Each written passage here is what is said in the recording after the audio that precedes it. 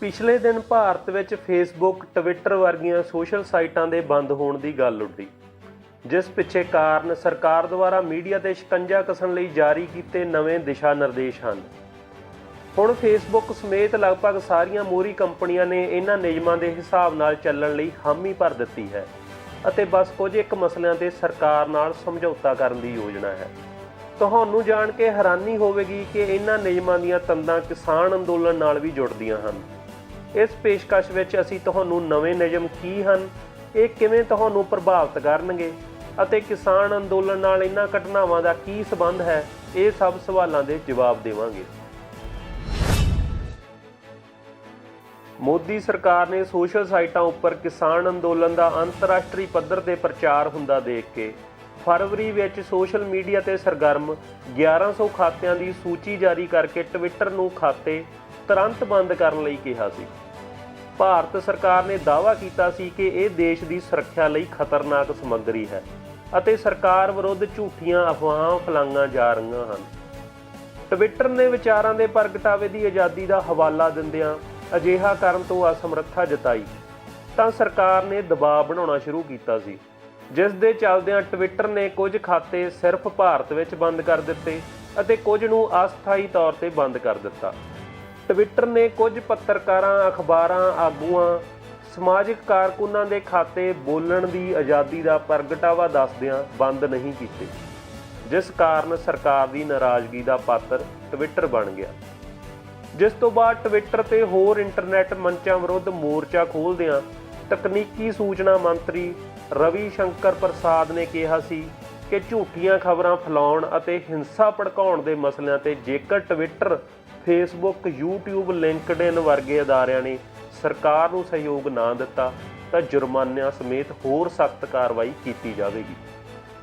ਇਸ ਸਭ ਤੇ ਪ੍ਰਤੀਕਿਰਿਆ ਕਰਦਿਆਂ ਟਵਿੱਟਰ ਨੇ ਕਿਹਾ ਕਿ ਆਪਣੇ ਮੰਚ ਉੱਪਰ ਹੁੰਦੀਆਂ ਸਿਹਤਮੰਦ ਵਾਰਤਾਲਾਪਾਂ ਨੂੰ ਉਤਸ਼ਾਹਿਤ ਕਰਨ ਲਈ ਉਹ ਤਿਆਰ ਹਨ।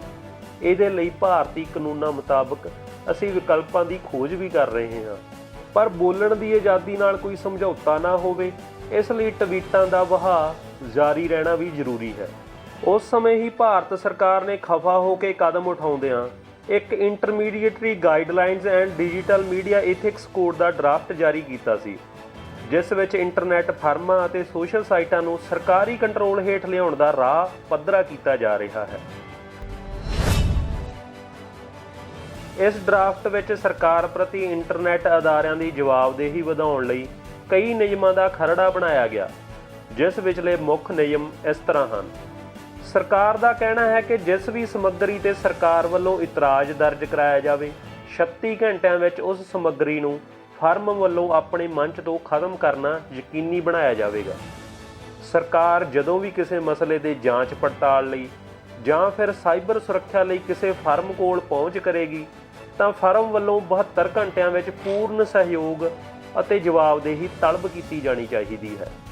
WhatsApp ਵਰਗੀਆਂ ਐਪਲੀਕੇਸ਼ਨਾਂ ਉੱਪਰ ਅੱਗੇ ਦੀ ਅੱਗੇ ਸਾਂਝੇ ਕੀਤੇ ਜਾਣ ਵਾਲੇ ਸੁਨੇਹਿਆਂ 'ਤੇ ਨਿਗਾਹ ਰੱਖਣ ਲਈ ਲੋੜ ਪੈਣ 'ਤੇ ਸਭ ਤੋਂ ਪਹਿਲਾਂ ਸੁਨੇਹਾ ਭੇਜਣ ਵਾਲੇ ਦੀ ਜਾਣਕਾਰੀ ਸਰਕਾਰ ਨਾਲ ਸਾਂਝੀ ਕੀਤੀ ਜਾਵੇ। WhatsApp ਨੇ ਇਸ ਨਿਯਮ ਵਿਰੁੱਧ ਅਦਾਲਤ ਦਾ ਦਰਵਾਜ਼ਾ ਖੜਕਾਇਆ ਹੈ। ਜੇਕਰ ਕੋਈ ਅਸ਼ਲੀਲ ਸਮੱਗਰੀ ਅਪਲੋਡ ਕੀਤੀ ਜਾਂਦੀ ਹੈ ਤਾਂ ਫਰਮ ਨੂੰ ਦੱਸੇ ਜਾਣ ਦੇ 1 ਦਿਨ ਦੇ ਅੰਦਰ ਅੰਦਰ ਸਾਈਟ ਤੋਂ ਪੂਰਨ ਤੌਰ 'ਤੇ ਸਮੱਗਰੀ ਖਤਮ ਕਰਨੀ ਲਾਜ਼ਮੀ ਹੋਵੇਗੀ।